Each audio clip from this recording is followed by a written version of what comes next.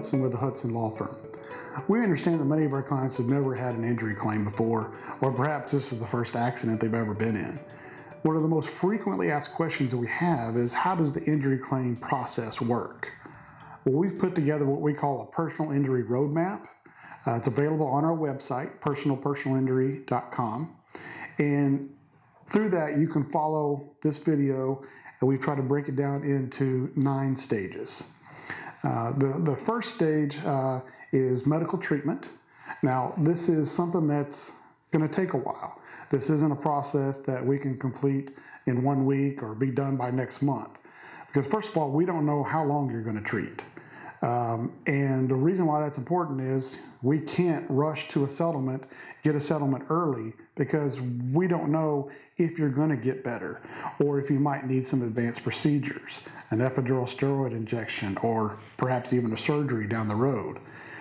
Because if we've already settled your case, we know that the insurance company is not going to send us a settlement check until you've signed a release of all claims. And therefore, if you needed a surgery or something down the road, it would be too late to go back and get that included in your claim, and all the pain and suffering and mental anguish that goes with that. So stage 1 is we want to make sure you're getting the treatment you need. If you're already seeing a doctor through your health insurance, fine. If you need any help with finding doctors who will work under what we call an LOP, a letter of protection, they would treat you now without requiring payment, and they would just expect payment out of your eventual settlement. We do have a network of doctors that we can help you with. And that brings us to stage 2, which we call evidence collection. In that stage, we're going to be getting some of the initial medical records, perhaps emergency room or ambulance. We're also going to be getting a copy of the police report.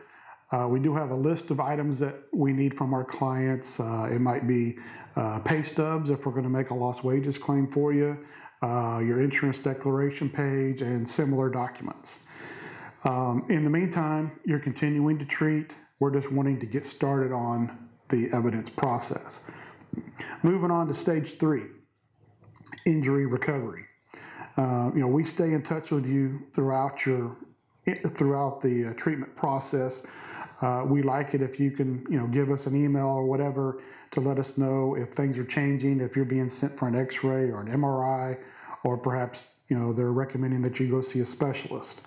Obviously, if you need us to help you find one of those type of doctors under an LOP, we can do that as well. But we just ask that you follow doctor's orders. Try not to skip appointments. I know you can get busy, but skipping appointments or not following doctor's orders with home exercises or other instructions all gets noted in the record. Insurance companies are going to see those records, and they're going to try to stop paying at that point. Understanding that, if you're missing appointments, they read into it that you must not be hurting that bad if you're missing a doctor appointment. From there, we move on to stage 4, which is that we finalize the records. Your doctor has released you, you've called or emailed us to let us know, or your doctors let us know, and from there we need to go back and get all the final medical records and medical bills. We make sure that we have everything that we need to prepare a demand letter for you. Then we go to stage 5, which is sending the demand. We prepare a very detailed demand letter. Our average demand letter is probably about 8 pages or more. And in there, we're going to talk about all the details of the accident, your injuries, your pain levels, everything you did for treatment, all the limitations you have and probably still have, how it's affected your job and making a lost wages claim, and then, of course, all your pain and suffering and mental anguish that we're going to have in that demand letter as well. We like to go into detail about things like, how it's affected your life. I can tell the adjuster all day long about, your injuries and how many doctors you went to, but when I can also tell the adjuster that, you have a 3-year-old and you can't wrestle on the ground with them like you used to, that speaks volumes, and that's the level of detail that we're looking for in your demand letter. We always send a demand letter to you for review once it's completed, and we can obviously make any changes or supplements to it from there. We also attach all the records to your demand letter. So it's all the medical records, all the medical bills, all the photographs of the accident or your injuries, bruises, scratches, cuts. We also have the police report. Any other supporting documents are all going to be attached to that demand letter and sent to the adjuster. Once that's sent, we're moving on to stage 6 now, which is evaluation. So you will see in the demand letter that we give the adjuster 2 weeks to review all of the records, all of the information, sometimes a pretty thick packet of information that we've given them. They have to go through all that with a fine-tooth comb themselves. Even though we've already done it for them, they obviously do it themselves. And then they have to have time to go visit with their boss about getting authority for making an offer in your claim.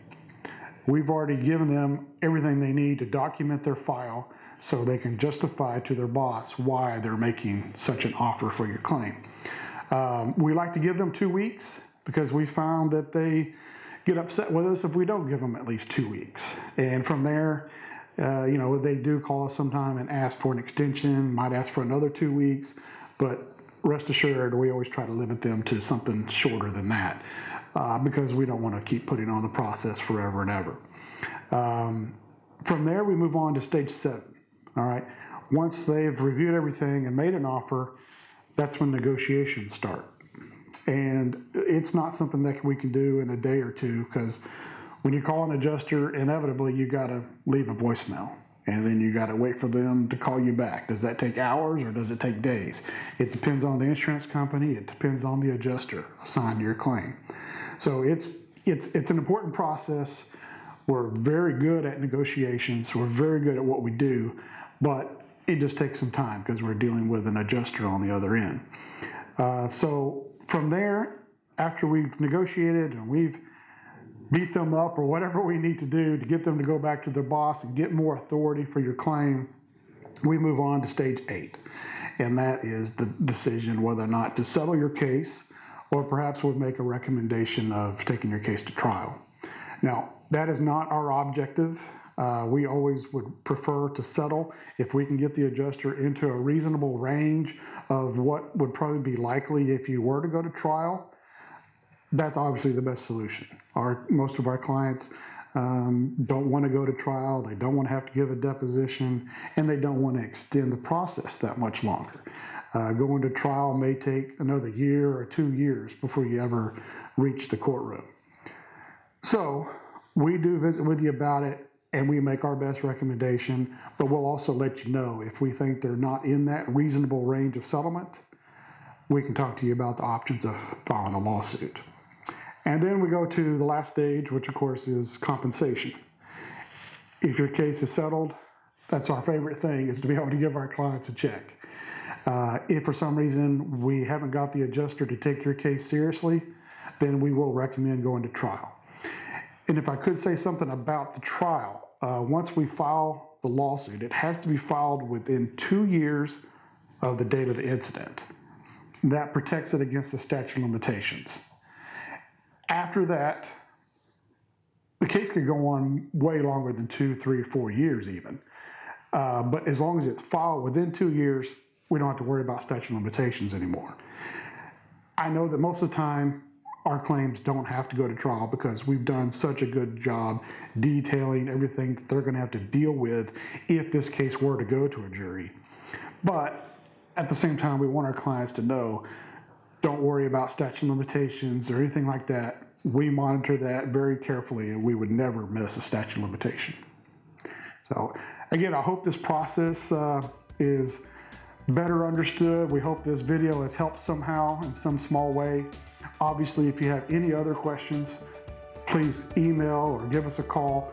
We'd be happy to try to answer them for you.